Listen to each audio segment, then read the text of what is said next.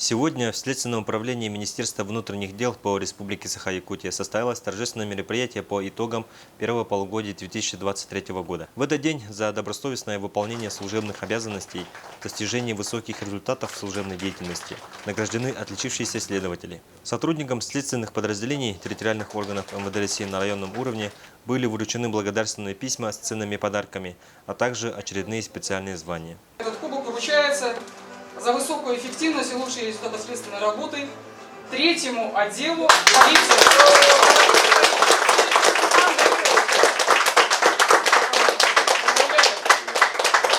Я считаю, что такие мероприятия должны проводить, так как считаю, что это дает стимул следователям работать в дальнейшем.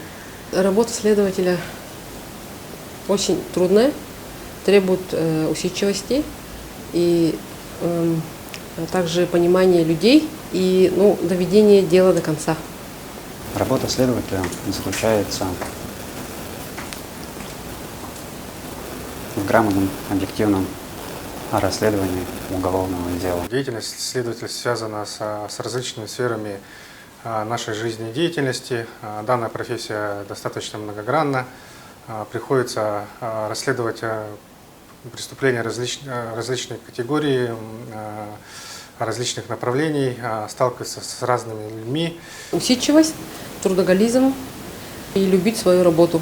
Планирование работы, взаимодействие с другими службами и с другими органами, глубокая и доскональная проработка всех следственных действий. Следователь должен обладать трудолюбием, упорством и должен верить в себя.